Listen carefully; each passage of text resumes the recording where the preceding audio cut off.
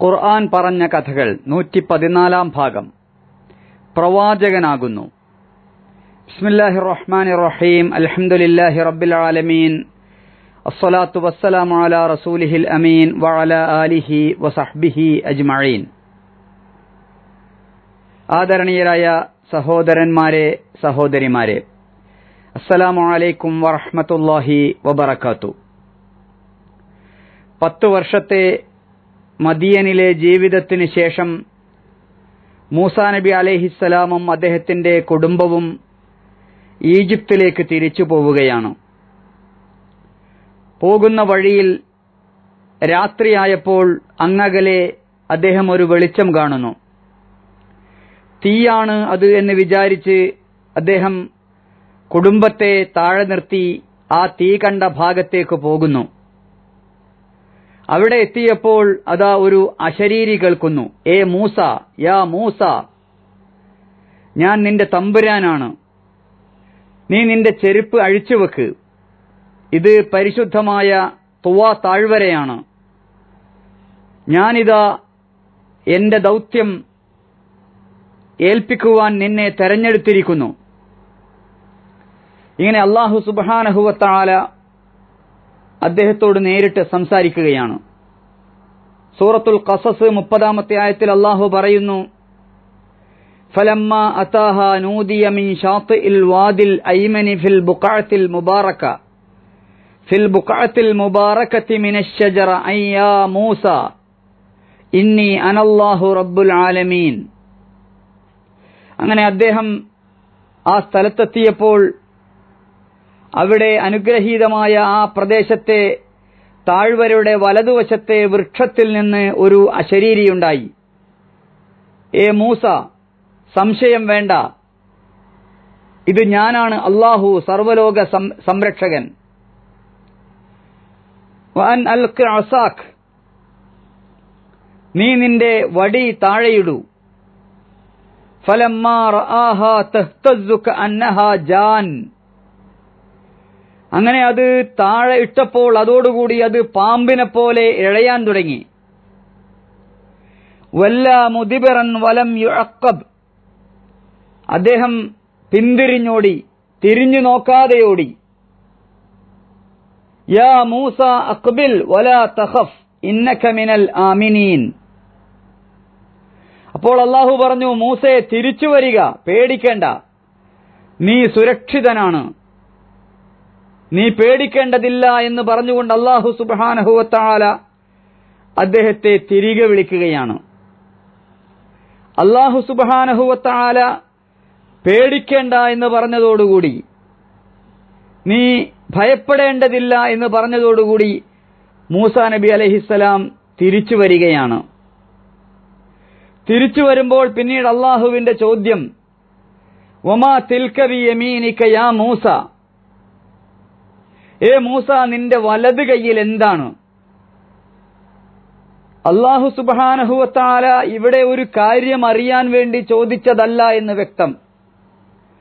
മൂസാ നബി അലൈഹിസ്സലാമിന്റെ വലത് കൈയിൽ എന്താണ് എന്ന് അല്ലാഹുവിന് വ്യക്തമായിട്ട് അറിയാം.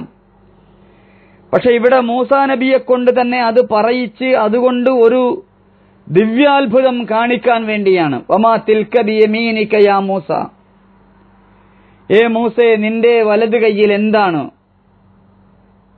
അപ്പോൾ ഇത് അല്ലാഹുവാണ് എന്ന് മനസ്സിലായപ്പോൾ, പടച്ച തമ്പുരാനാണ് തന്നോട് സംസാരിക്കുന്നത് എന്ന് മനസ്സിലായപ്പോൾ മൂസാ നബി അലൈഹിസ്സലാമിന് അല്ലാഹുവുമായി സംസാരിക്കാൻ ഏറെ പ്രിയമായി, ഇഷ്ടമായി.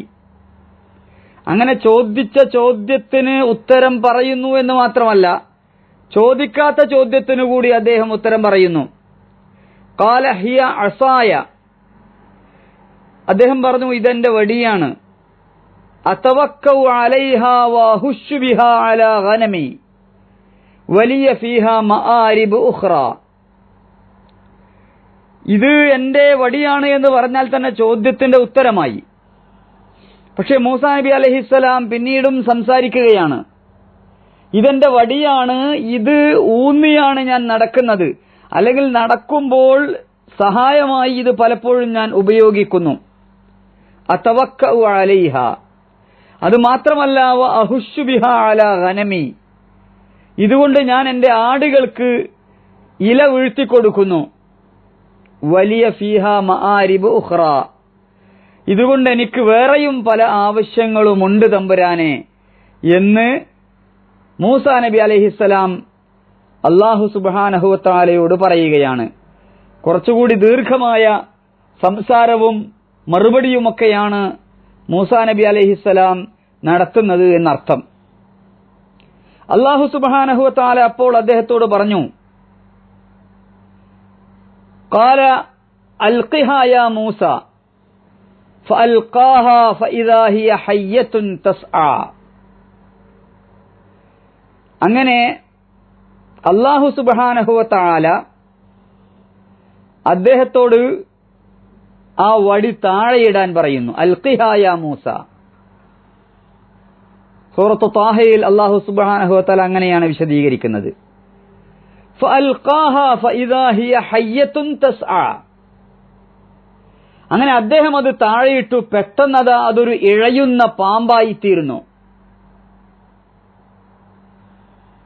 ഖാല, അപ്പോൾ അല്ലാഹു പറഞ്ഞു, ഖുദ്ഹാ വലാ തഖഫ് സനുഈദുഹാ സീറതഹൽ ഊലാ. അല്ലാഹു പറഞ്ഞു, അതിനെ പിടിക്കൂ, പേടിക്കണ്ട, അതിനെ നാം പൂർവസ്ഥിതിയിലേക്ക് തന്നെ തിരിച്ചു കൊണ്ടുവരും. വടി നിലത്തിട്ടപ്പോൾ ഇഴയുന്ന പാമ്പായി മാറി. അത് കണ്ട് പേടിച്ച മൂസാ നബി അലൈഹിസ്സലാമിനോട് വീണ്ടും അല്ലാഹു പറയുന്നു, പേടിക്കണ്ട, അതിനെ പിടിക്കൂ. അഥവാ എല്ലാ ഭയവും എല്ലാ പേടിയും ഒഴിവാകുന്ന തരത്തിലുള്ള, അപ്രത്യക്ഷമാകുന്ന തരത്തിലുള്ള ഒരു ട്രെയിനിങ് ആണ് അല്ലാഹു സുബ്ഹാനഹു വ തആല ഇവിടെ നൽകുന്നത്. തന്റെ വടി നിലത്തിട്ടപ്പോൾ അതൊരു പാമ്പായി ഇഴഞ്ഞു പോകുന്നു. എന്നിട്ട് അല്ലാഹു പറഞ്ഞു, അതിനെ പിടിക്ക്, പേടിക്കേണ്ടതില്ല, പിടിക്കൂ. അത് പിടിക്കുന്നത് വഴി സനുഈദുഹാ സീറതഹൽ ഊല, അതിന്റെ പഴയ സ്ഥിതിയിലേക്ക് തന്നെ നാം മാറ്റും. പിന്നീട് അല്ലാഹു പറയുന്നില്ല, പക്ഷെ നമുക്ക് മനസ്സിലാക്കാം. മൂസാ നബി അലൈഹിസ്സലാം അപ്പോൾ ആ പാമ്പിനെ പിടിക്കുന്നു. പിടിക്കുന്നതോടുകൂടി അതതിന്റെ പഴയ രൂപത്തിലേക്ക്, അഥവാ വടി എന്ന അവസ്ഥയിലേക്ക് തിരിച്ചു പോകുന്നു. അല്ലാഹു മറ്റൊരു അത്ഭുതം കൂടി കാണിച്ചു കൊടുക്കുകയാണ്. വളുമും യദക ഇലാ ജനാഹിക് തഖ്റുജ് ബൈളാ മിൻ ഗൈരി സൂഇൻ ആയതൻ ഉഖ്റ. ഇതാ മറ്റൊരു തെളിവ്. നീ നിന്റെ കൈ കക്ഷത്ത് ചേർത്ത് വെക്കുക, അപ്പോഴതാ ഒരു കുഴപ്പവുമില്ലാതെ അത് വെളുത്ത് തിളങ്ങുന്നതായി പുറത്തു വരും. ഇത് മറ്റൊരു ദൃഷ്ടാന്തമാണ്. ലിനുരിയക മിൻ ആയാതിനൽ കുബ്ര, നമ്മുടെ മഹത്തായ ദൃഷ്ടാന്തങ്ങൾ നിന്നെ കാണിക്കാൻ വേണ്ടിയാണിത്. അപ്പോൾ ആദ്യം വടി നിലത്തിട്ടപ്പോൾ പാമ്പായതുപോലെ ഇതാ മറ്റൊരു ദൃഷ്ടാന്തം, ഇതാ മറ്റൊരു തെളിവിതാ, മറ്റൊരു അത്ഭുതമിതാ. നീ നിന്റെ കയ്യ് നിന്റെ കക്ഷത്തേക്ക് വെക്കുക, നിന്റെ ശരീരത്തേക്ക് ചേർത്ത് വെക്കുക. തഖ്റുജ് ബൈളാ മിൻ ഗൈരി സൂഇൻ ആയതൻ ഉഖ്റ, അത് ഒരു കുഴപ്പവുമില്ലാതെ തന്നെ വെളുത്ത് തിളങ്ങുന്നതായി കാണാം. അതായത് കൈ കക്ഷത്തിൽ വെച്ച് പുറത്തെടുക്കുമ്പോൾ അത് സൂര്യനെ പോലെ തിളങ്ങുന്നതായിരിക്കും. എന്നാൽ അത്ര വലിയ പ്രകാശം കൊണ്ട് നിനക്ക് യാതൊരു ബുദ്ധിമുട്ടും ഉണ്ടാവുകയില്ല. ഇതിന് ബൈബിളിൽ കൊടുത്തിരിക്കുന്ന വ്യാഖ്യാനം, മൂസാ നബി അലൈഹിസ്സലാം ഇത് തന്റെ കക്ഷത്തിൽ കൈയെടുത്ത് വെച്ചപ്പോൾ അതാ കൈ വെള്ളപ്പാണ്ട് പിടിപെട്ടവരെ പോലെ വെളുത്ത് രോഗബാധിതനായവനെ പോലെ തോന്നുന്നു. പിന്നീട് വീണ്ടും കൈ കക്ഷത്ത് വെക്കുമ്പോൾ അത് പഴയ പോലെ ഒറിജിനൽ കൈയായി മാറുന്നു. ഇതാണ് മൂസാ നബിക്ക് അല്ലാഹു സുബ്ഹാനഹു വ തആല കൊടുത്തിരുന്ന ദൃഷ്ടാന്തം എന്ന് ബൈബിൾ പറയുന്നുണ്ട്. തൽമൂദും ഈ വ്യാഖ്യാനമാണ് നൽകിയിട്ടുള്ളത്. പക്ഷേ വെള്ളപ്പാണ്ട് രോഗത്തെ ഒരു ദൃഷ്ടാന്തമായി അല്ലാഹു സുബ്ഹാനഹു വ തആല ഒരിക്കലും ഒരു പ്രവാചകന് നൽകുകയില്ല. രോഗം ഒരു ദൃഷ്ടാന്തമായി, ഒരു തെളിവായി സമർപ്പിക്കുക എന്നത് സാമാന്യ ബുദ്ധിക്ക് യോജിച്ചതല്ല. ഇവിടെ കൈ കക്ഷത്തി വെച്ച് പുറത്തെടുക്കുമ്പോൾ തീർച്ചയായും അത് തിളങ്ങുന്ന നല്ല ശോഭയുള്ള കൈയായി മാറുന്നു. അപ്പോഴാണ് അത് ദൃഷ്ടാന്തമാകുന്നത്, തിളങ്ങുന്നത്. അപ്പോഴാണ് അത് ഒരു തെളിവായി മാറുന്നത്. എന്നിട്ട് അല്ലാഹു സുബ്ഹാനഹു വ തആല പറയുന്നു, ഇദ്ഹബ് ഇലാ ഫിർഔന ഇന്നഹു തഗാ, നീ ഇനി ഫിർഔന്റെ അടുത്തേക്ക് പോകൂ, അവൻ കടുത്ത ധിക്കാരിയായി മാറിയിരിക്കുന്നു. അപ്പോൾ പ്രവാചകനായി അല്ലാഹു മൂസാ നബി അലൈഹിസ്സലാമിനെ നിയോഗിക്കുകയാണ്, ദൂതനായി നിയോഗിക്കുകയാണ്. അതിനുവേണ്ട പരിശീലനമാണ് അല്ലാഹു സുബ്ഹാനഹു വ തആല ഇവിടെ അദ്ദേഹത്തിന് നൽകിയത്. അതിനുവേണ്ട എല്ലാ മുന്നൊരുക്കങ്ങളും നൽകിയതിന് ശേഷം, തെളിവുകളും നൽകിയതിന് ശേഷം അല്ലാഹു പറഞ്ഞു, ഫിർഔന്റെ അടുത്തേക്ക് പോകണം, അവൻ അക്രമിയായിരിക്കുന്നു, ധിക്കാരിയായിരിക്കുന്നു. ഇത് കേട്ടപ്പോൾ മൂസാ നബി അലൈഹിസ്സലാം പറഞ്ഞു, ഖാല റബ്ബിശ്റഹ് ലി സ്വദ്രി വയസ്സിർ ലി അംരി. മൂസാ നബി പറഞ്ഞു, എന്റെ നാഥ, എനിക്ക് നീ ഹൃദയവിശാലത നൽകണമേ, എന്റെ കാര്യം നീ എനിക്ക് എളുപ്പമാക്കി തരണമേ. അതായത് ഈ ഉത്തരവാദിത്തം ഏറ്റെടുക്കാനുള്ള കരുത്തും മനഃശക്തിയും പടച്ചവനെ നീ എനിക്ക് തരണമേ. വലിയൊരു കർത്തവ്യമാണ്, വലിയൊരു ദൗത്യമാണ് നീ എന്നെ ഏൽപ്പിച്ചിരിക്കുന്നത്. ആ ദൗത്യം നിർവഹിക്കണമെങ്കിൽ അസാമാന്യമായ മനക്കരുത്ത് ആവശ്യമാണ്, ഹൃദയവിശാലത ആവശ്യമാണ്. അതുകൊണ്ട് അതിനാവശ്യമായ കരുത്തും ക്ഷമയും സഹനവും ധൈര്യവും സ്ഥൈര്യവും പടച്ചവനെ നീ എനിക്ക് തരയണമേ എന്നാണ് മൂസാ നബി അലൈഹിസ്സലാമിന്റെ പ്രാർത്ഥന. അല്ലാഹു മുഹമ്മദ് മുസ്തഫ സല്ലല്ലാഹു അലൈഹി വസല്ലമയോട് പറഞ്ഞിട്ടുണ്ടല്ലോ, അലം നശ്റഹ് ലക സദ്റക്.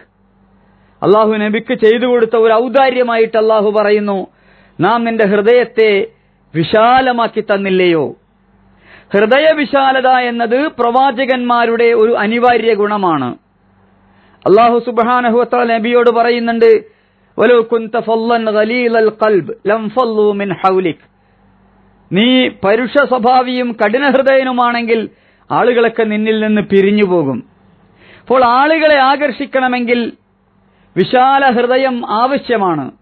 അതുകൊണ്ടാണ് ഇവിടെ മൂസാ നബി അലൈഹിസ്സലാം റബ്ബിശ്റഹ് ലി സ്വദ്രി വയസ്സിർ ലി അംരി, പടച്ചവനെ നീ എനിക്ക് ഹൃദയവിശാലത നൽകണമേ, എന്റെ കാര്യം, എന്റെ ദൗത്യം എളുപ്പമാക്കി തരയണമേ എന്ന് പറയുന്നത്.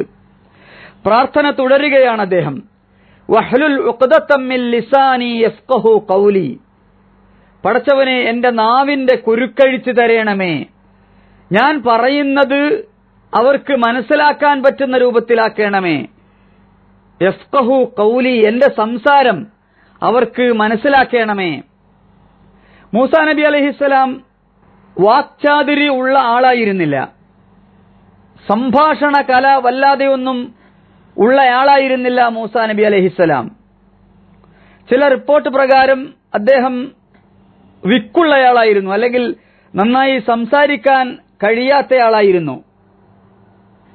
അതുകൊണ്ടാണ് അദ്ദേഹം ഇങ്ങനെ പ്രാർത്ഥിച്ചത് എന്ന് ചില റിപ്പോർട്ടുകളിൽ കാണാം. എന്നിട്ട് അദ്ദേഹം തുടർന്ന് പറയുന്നു, വജ്അൽ ലീ വസീറൻ മിൻ അഹ്ലി ഹാറൂന അഖി. എന്റെ കുടുംബത്തിൽ നിന്ന് എനിക്കൊരു സഹായിയെ ഏർപ്പെടുത്തി തരയണമേ, അഥവാ ഹാറൂന അഖി, എന്റെ സഹോദരൻ ഹാറൂനെ തന്നെ എനിക്ക് നീ ഒരു സഹായിയായി നിശ്ചയിച്ചു തരയണമേ. ഉഷ്ദുദ് ബിഹി അസ്രി, അവനിലൂടെ എന്റെ കഴിവിന് നീ ശക്തി പകരണമേ, എന്റെ കഴിവിന് നീ മികവ് വരുത്തണമേ. വഅശ്രികുഹു ഫീ അംരി, എന്റെ ഈ ദൗത്യത്തിൽ, ഈ മഹത്തായ ദൗത്യത്തിൽ അവനെക്കൂടി നീ പങ്കു ചേർക്കണമേ, അവനെക്കൂടി നീ പങ്കാളിയാക്കണമേ. കൈനു സബ്ബിഹക കസീറ വനദ്കുറക കസീറ ഇന്നക കുൻത ബിനാ ബസീറ. ഞങ്ങൾ നിന്റെ വിശുദ്ധി ധാരാളമായി വാഴ്ത്താൻ വേണ്ടിയാണിത്, നിന്നെ നന്നായി ഓർക്കാൻ വേണ്ടിയാണിത്. തീർച്ചയായും പടച്ചവനെ നീ ഞങ്ങളെ സദാ എല്ലാ സമയവും കണ്ടുകൊണ്ടിരിക്കുന്നവനാണല്ലോ, ഏത് സമയവും നീ ഞങ്ങളെ കാണുന്നുണ്ടല്ലോ. അപ്പോൾ നീ എനിക്ക് എന്റെ സഹോദരനെ ഒരു സഹായിയായി തരികയാണെങ്കിൽ ഞങ്ങൾക്കൊന്നിച്ച് നിന്റെ പരിശുദ്ധിയെ വാഴ്ത്താം, ഞങ്ങൾക്കൊന്നിച്ച് നിന്നെ ഓർക്കാം, ഞങ്ങൾക്കൊന്നിച്ച് ഈ പ്രബോധന പ്രവർത്തനങ്ങൾ നടത്താം. അതുകൊണ്ട് എനിക്ക് എന്റെ സഹോദരനെ സഹായിയായി നിശ്ചയിച്ചു തരണമേ. വജ്അൽ ലീ വസീറൻ മിൻ അഹ്ലി ഹാറൂന അഖി. ഈ പ്രാർത്ഥന അല്ലാഹു സുബ്ഹാനഹു വ തആല സ്വീകരിക്കുകയാണ്.